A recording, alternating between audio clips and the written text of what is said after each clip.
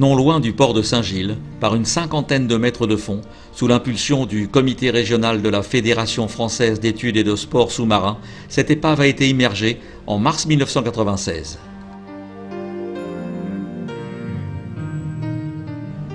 Le Navara était un langoustier long de 47 mètres, en action de pêche illégale. Il a été arraisonné par la Marine nationale et ramené au port des Galets. Dans un état lamentable, il a été abandonné ainsi que son équipage par son armateur. Il aurait dû être coulé par 1000 mètres de fond, mais le comité régional s'est battu pour obtenir qu'il soit pétardé non loin de Saint-Gilles.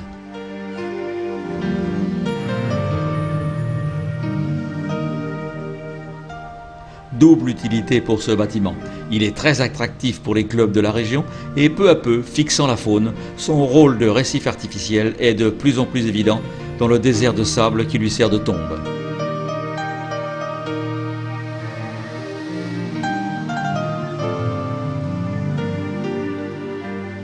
Fragilisé par sa vétusté, malmené par la houle cyclonique, le bateau est maintenant cassé en deux parties principales. D'année en année et maintenant de mois en mois, le navire se dégrade. Des pans entiers de métal s'écroulent et pénétrer dans l'intérieur de l'épave devient véritablement dangereux. La visite des cales est déconseillée. L'entrée de celle-ci abrite les vivaneaux, mais plus loin, dans le noir total, plus aucun poisson.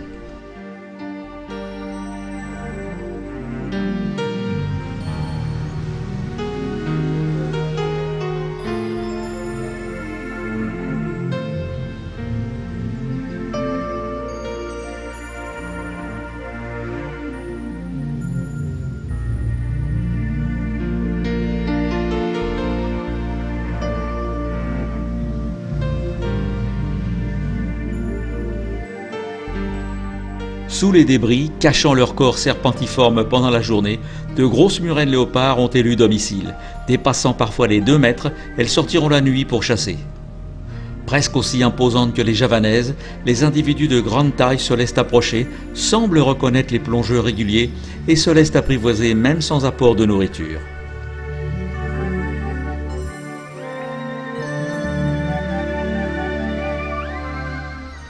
Les prédateurs, ici des thons, rôdent autour de ce garde-manger. Un peu plus loin, c'est toute une bande de barracudas qui attend son heure.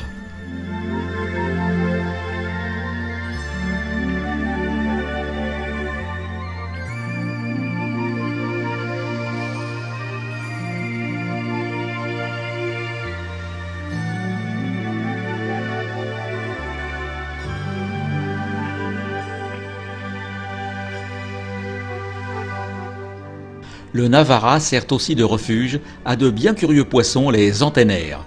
Certainement apportés par le courant parfois fort, ces curieux animaux, mauvais nageurs, ont trouvé là de confortables positions de pêche. Bien campés sur leurs nageoires en forme de pattes, ils agitent leur leurre juste au-dessus de leur gueule. Malheur aux naïfs qui passent à portée, il est avalé d'une seule aspiration. Les antennaires peuvent ainsi gober des proies presque aussi grosses qu'eux grâce à leur bouche prognate. Ces poissons ont la capacité d'adapter leur couleur à leur environnement, autant pour surprendre leur proie que pour ne pas être détectés par les prédateurs. Nageoires pectorales et pelviennes ont évolué, leur permettant ainsi de marcher sur le fond. On appelle ces curieux animaux poissons-crapauds ou poissons-pêcheurs, mais leur nom scientifique est Antennarius commerson. Antennarius, bon, avec le leurre en forme d'antenne qu'ils agitent devant leur gueule, je comprends. Mais pourquoi commerson? C'est un éminent naturaliste, Philibert Commerson, qui les décrivit le premier.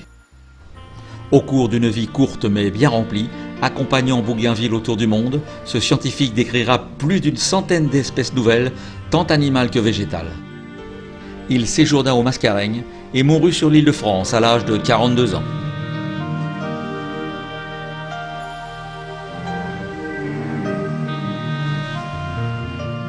Vivaneaux, poissons-soldats, ptéroïs, murènes et autres ont trouvé refuge auprès du Navara.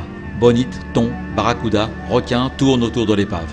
Sans elles, c'est un désert de sable, une preuve de plus démontrant l'utilité des bateaux immergés en tant que récif artificiel.